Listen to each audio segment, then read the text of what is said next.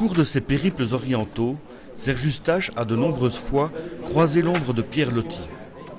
Considéré comme infréquentable, l'auteur d'Asiadé était aussi un voyageur infatigable, amoureux des belles lettres et de l'Orient. Pas étonnant dès lors que Serge Eustache, l'auteur, ait couché ses rencontres dans un livre publié aux éditions Couleur Livre, Pierre Loti ou la Terre Sainte d'un agnostique. La vie, c'est pas simplement de pouvoir gérer des choses au quotidien, c'est aussi de se poser la question de savoir d'où on vient, qui on est, où on va. Et ce qui est fantastique, eh bien, c'est de se rendre compte que des gens comme Pierre Loti sont posés ces questions-là il y a un siècle et ont eu le courage, en tout cas, d'aller jusqu'au bout, finalement, de leur démarche et de leur questionnement. Et c'est ce que j'ai un petit peu essayé de rechercher également. Et donc, moi, j'ai trouvé chez Loti, en tout cas, des éléments de réponse par rapport à ça, à travers son périple en Terre Sainte. Et c'est vrai que c'est une terre qui n'est jamais indifférente à personne. On n'est pas n'importe où.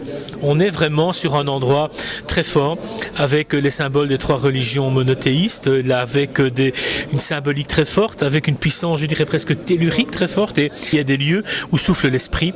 Et je pense que là, il y a un esprit qui souffle. Et c'est intéressant de le savoir. Et peut-être que ça nous guide aussi, que ça peut nous aider justement dans le travail au quotidien que l'on fait. Chacun peut avoir l'approche qu'il entend sur les questions religieuses, agnostiques, athées. C'est beaucoup plus radical, c'est beaucoup plus carré ou croyant. Moi, je crois que toutes les approches sont bonnes pour autant que les gens se livrent à une vraie réflexion de fond et ne sont pas simplement sur des schémas qu'on leur a imposés. Je trouve que la vie mériterait qu'il y ait quelque chose en plus.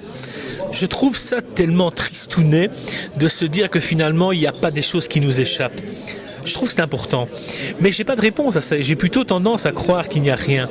Mais donc, moi aussi, je vis une espèce de tourment intérieur, comme je pense beaucoup de personnes, par rapport à ces questions-là, qui sont quand même des questions essentielles. Alors, être agnostique, c'est aussi reconnaître que, quelque part, il y a une part des choses qui nous échappent.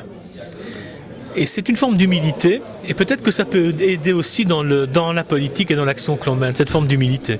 C'est vrai qu'il y a quelque chose qui pourrait paraître un peu paradoxal pour quelqu'un comme moi qui vient du pays des collines, c'est-à-dire du pays du diable et des sorcières, d'avoir la prétention de vouloir écrire quelque chose sur la Terre Sainte. Il y a aussi une forme de tourment intérieur entre ce petit diable qui est là et quelque part, cet espoir d'avoir quelque part autre chose, un indicible qui existe.